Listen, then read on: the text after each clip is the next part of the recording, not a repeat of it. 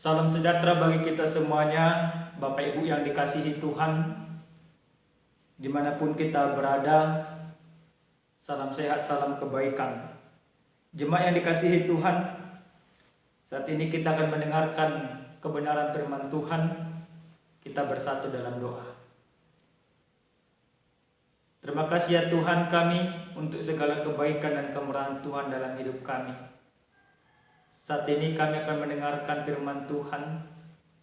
Biarlah kiranya Tuhan yang menyertai kami sehingga kami mengerti firman-Mu. Dalam nama Yesus kami berdoa. Amin. Bapak Ibu yang Tuhan kasihi, sabda Tuhan yang menyapa kita pada saat ini tertulis dalam kitab 2 Petrus pasal pertama ayat 16 sampai dengan ayat yang ke-21. Mari kita baca demikian firman Tuhan. Sebab kami tidak mengikuti dongeng-dongeng isapan jempol manusia ketika kami memberitahukan kepadamu kuasa dan kedatangan Tuhan kita Yesus Kristus sebagai Raja. Tetapi kami adalah saksi mata dari kebesarannya. Kami menyaksikan bagaimana Ia menerima kehormatan dan kemuliaan dari Allah Bapa ketika datang kepadanya suara dari Yang Maha Mulia yang mengatakan, "Inilah anak yang kukasihi, kepadanya lah aku berkenan." Suara itu kami dengar datang dari surga ketika kami bersama-sama dengan Dia di atas gunung yang kudus. Dengan demikian kami makin diteguhkan oleh firman yang telah disampaikan oleh para nabi.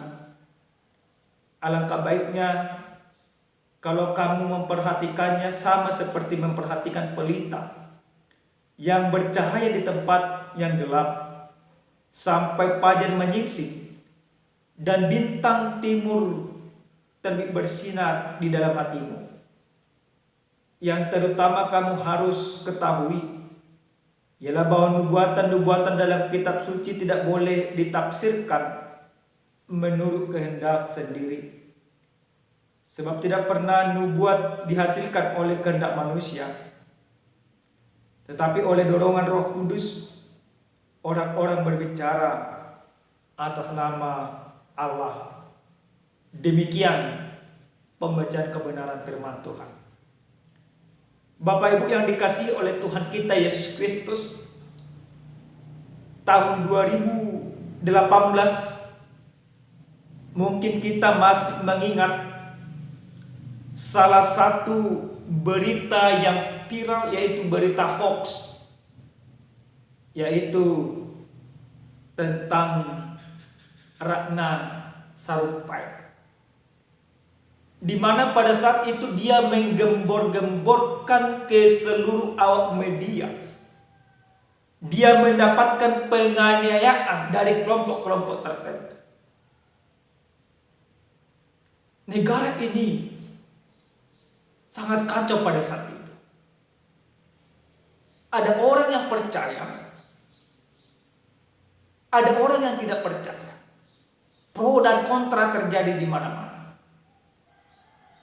Tetapi hasil daripada penyelidikan kepolisian pada saat itu membuat sebuah kesimpulan bahwa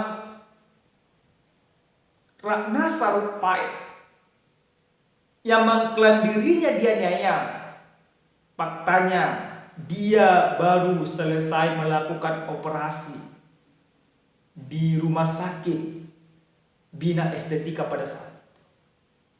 Apa yang terjadi kepadanya? Dia dipenjara. Tetapi apa yang terjadi bagi kelompok-kelompok pendukungnya? Mereka tersesat. Nah, Bapak Ibu yang dikasihi Tuhan, jauh sebelum zaman postmodern, zaman kita pada saat ini, dunia ini juga sebelumnya sudah sangat sering dipertontonkan berita-berita hoax, berita-berita dongeng. Ketika Yesus disalibkan di Bukit Golgota, maka penolakan-penolakan terjadi, berita-berita hoax dibangun. Tujuannya satu, supaya orang tidak percaya kepada berita itu. Siapa yang membangun? Orang-orang pintar tentunya. Siapa yang membangun? Orang-orang yang mengetahui fakta yang sebenarnya. Berita dibelokkan. Tujuannya apa? Supaya orang tidak percaya. Nah, Bapak Ibu yang dikasihi Tuhan, setelah Yesus naik ke surga, maka perintah yang disampaikan kepada para murid pada saat itu, supaya mereka meneruskan berita tentang kerajaan surga. Tapi apa yang dialami oleh para murid? Ganjalan, halangan, tantangan senantiasa mereka alami setiap saat. Bahkan dari para penguasa-penguasa sendiri. Tidak terkecuali kepada Petrus, yang notabene-nya dia merupakan salah satu saksi hidup akan perjalanan dan pengorbanan Yesus Kristus. Karena apa? Karena Petrus merupakan salah satu dari sekian banyak murid Yesus, atau dari 12 murid Yesus. Bapak Ibu yang dikasihi Tuhan, dalam sabda Tuhan yang sampai kepada kita pada saat ini, di mana gereja mula-mula yang didirikan oleh para pengikut Yesus, para murid, para rasul pada saat itu, mereka mendapatkan tantangan dari orang-orang pintar yang tidak percaya akan ajaran Yesus, dari para kelompok gnotisme yang tidak percaya bahwa Yesus adalah Tuhan. Maka ketidakpercayaan itu sampai juga kepada sebuah keraguan bahwa Yesus tidak pernah datang ke dunia ini, dan dia tidak akan pernah datang. Berita ini dibangun, tujuannya supaya orang tidak percaya. Nah, tapi apa yang boleh kita lihat, apa yang dipersaksikan firman Tuhan yang sampai kepada kita pada saat ini? Dalam firman Tuhan ini jelas dikatakan, sebab kami tidak mengikuti dongeng-dongeng isapan jempol manusia, ketika kami memberitahukan kepada kuasa dan kedatangan Tuhan kita Yesus Kristus sebagai Raja, tetapi kami adalah saksi mata dari kebenarannya.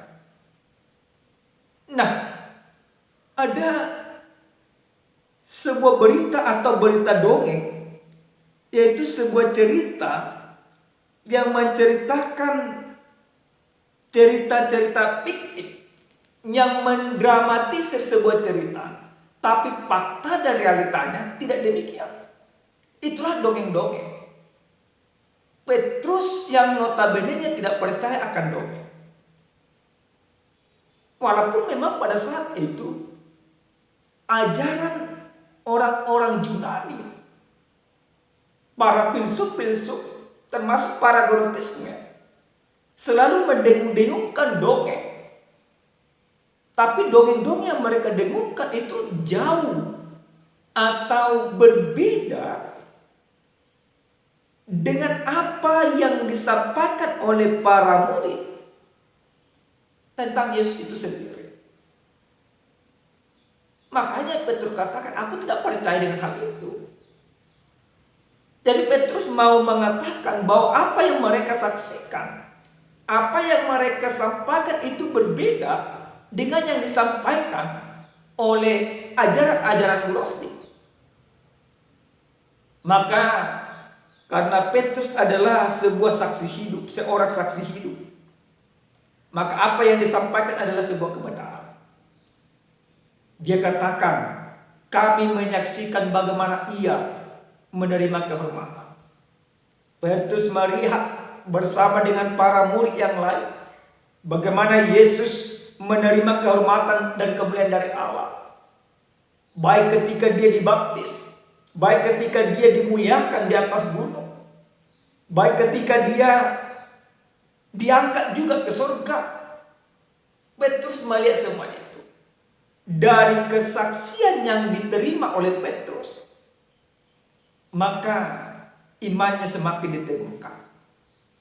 Bapak Ibu yang dikasihi Tuhan, dari kebenaran firman Tuhan ini ada beberapa hal yang boleh kita imani dari kehidupan kita yang mau mengajar kita. Yang pertama, lihat firman ini, kita mau diingatkan bahwa Petrus adalah saksi mata dari kebesaran. Karena Petrus adalah saksi mata akan kebesaran Kristus, akan pengorbanan Kristus, maka apa yang dituliskan di dalam Alkitab ini menjadi sebuah kebenaran. Jadi kita tidak perlu ragu di dalam iman kita. Kita tidak perlu ragu di dalam mengikuti Yesus. Orang boleh saja mengatakan bahwa Yesus adalah tidak Tuhan, tetapi sesuai dengan kesaksian Alkitab, kita harus katakan bahwa dia adalah Tuhan, bahwa dia adalah juru selamat. Ini juga berbanding lurus dengan negara kita. Seorang saksi yang diangkat di dalam persidangan adalah yang melihat secara langsung proses kejadian itu. Dan para murid termasuk Petrus melihat kejadian yang dialami dan yang dilakukan oleh Yesus, bahkan mempercayai bahwa Yesus adalah dimuliakan Allah. Yang kedua, Bapak Ibu yang dikasihi Tuhan, dari firman ini kita mau diajak bagaimana kesaksian akan kemuliaan Tuhan itu harus semakin menguatkan kita. Dalam ayat yang ke-18 sampai dengan ayat yang ke-19 dalam perikop ini dikatakan, suara itu kami dengar datang dari surga ketika kami bersama-sama dengan dia di atas gunung yang kudus. Dengan demikian kami makin diteguhkan oleh firman. Makin diteguhkan oleh firman. Apa yang mereka saksikan semakin memperkuat iman mereka, semakin meyakinkan mereka, semakin membuat mereka tidak goyah dalam mempercayai Yesus. Maka kita juga harus demikian, Bapak Ibu yang Tuhan kasihi. Semakin kita percaya kepada Yesus, ada semakin banyak tantangan, tetapi kita harus semakin kuat beriman kepada Tuhan. Karena apa? Karena Yesus yang kita muliakan adalah Raja yang Maha Mulia, yang benar-benar memerintah kehidupan kita dan juga memerintah dunia ini. Maka dengan kesaksian semuanya itu, Bapak Ibu yang Tuhan kasihi, itu harus memperkuat iman kita. Jangan membuat kita ragu dan goyah dalam mengikuti dia di dalam kehidupan. Yang berikut, Bapak Ibu yang Tuhan kasihi, dari firman ini kita mau diajak dan kita mau diajak bagaimana Yesus yang mulia, yang kita percaya itu juga harus kita persaksikan di dalam perbuatan kita. Kesaksian yang kita lakukan bukanlah kesaksian tafsir bebas, seperti yang dikatakan dalam ayat yang ke-20. Yang terutama harus kamu ketahui ialah bahwa nubuatan dalam kitab suci tidak boleh ditafsirkan menurut kehendak sendiri.